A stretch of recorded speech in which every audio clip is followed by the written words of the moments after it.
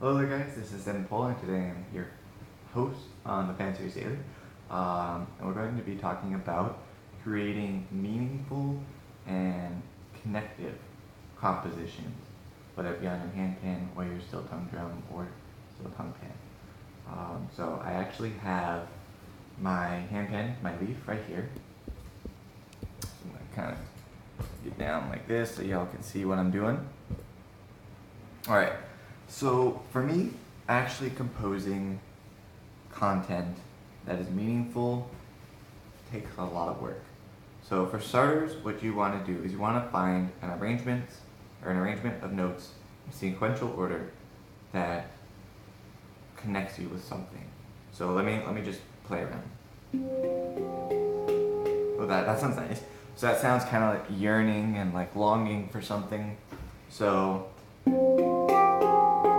And the reason for that is it's going up, it's ascending, and it's slow, and then it kind of drags out that last note, so like this. And this note feels like it wants to resolve. And I know most of you don't have music theory knowledge, but this note feels like it wants to resolve up. So,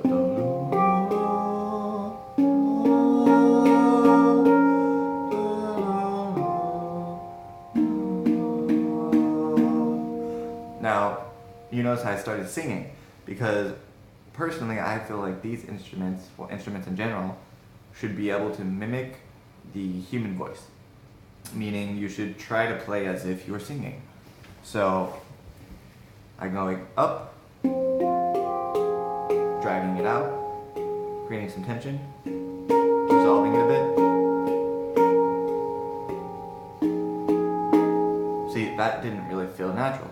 Seemed like it was taking a long jump from this.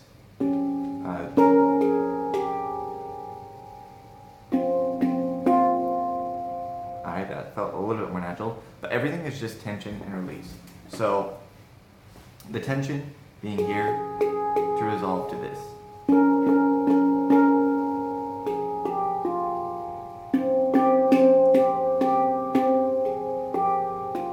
So again, you're creating tension and you're trying to release it. This is even applicable here, so kind of neutral.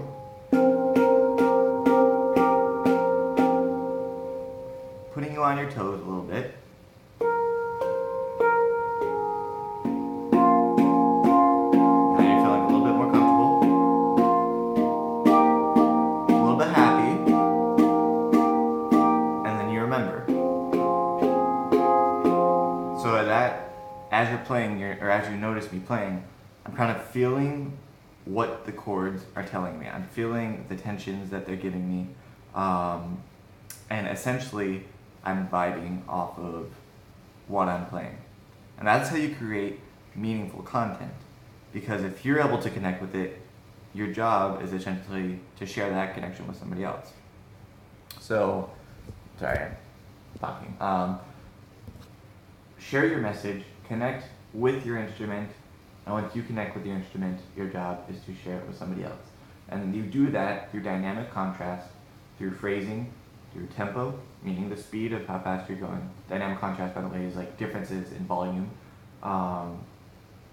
as well as the actual approach.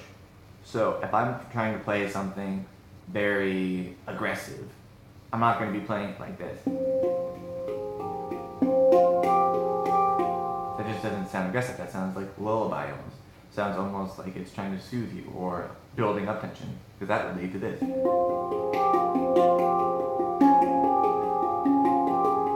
Right? It feels like it's building tension, it's building something.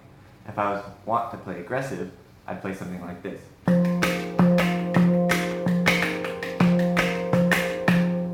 And you hear how it's a little bit, let me show you that.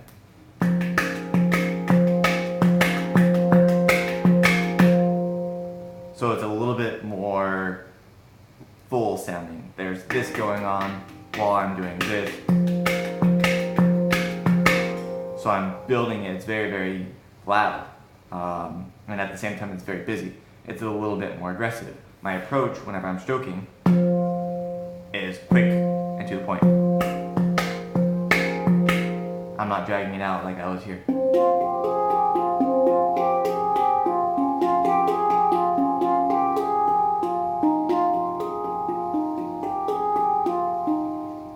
See the difference?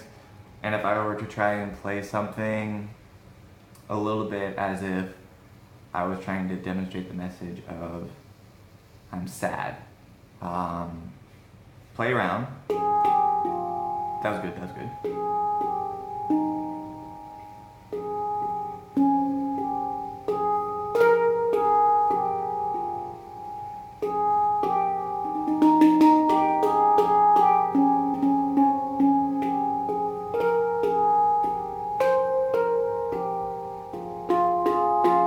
You see there, whenever I went into this, the volume wasn't already really high. I kind of eased into it, just like this.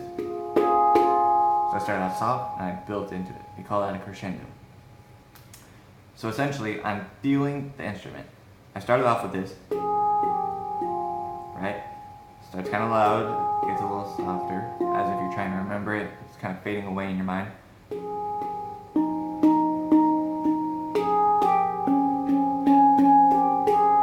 And then something else sparks your curiosity, your creativity.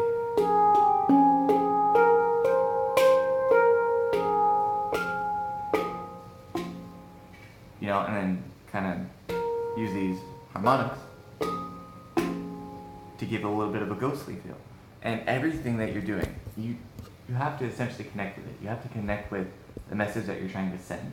Whenever you're playing, you have to connect with what you're playing. If you're not connecting to it, it's not going to come across as meaningful, it's not going to come across as impactful. So you have to connect with it. You have to be able to feel the dynamic contrast.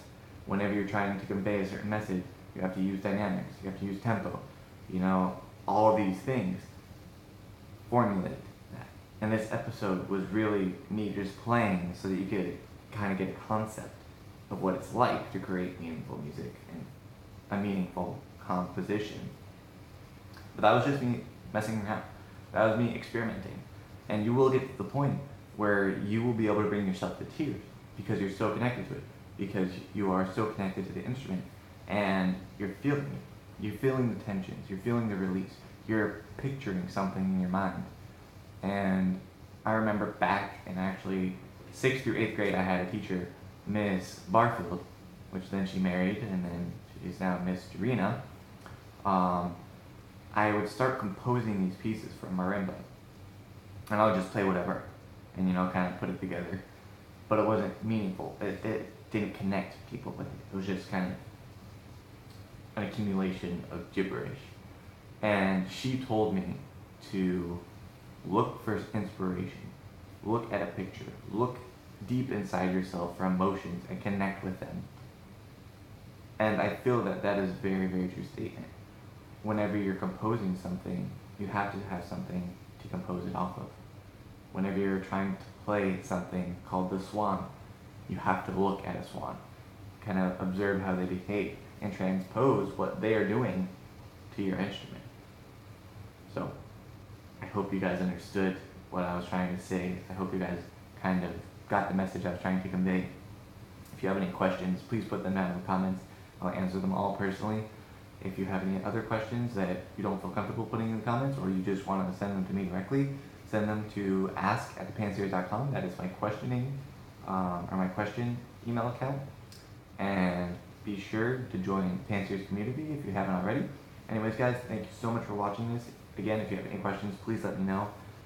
And I can't wait to talk to you next time. Take care.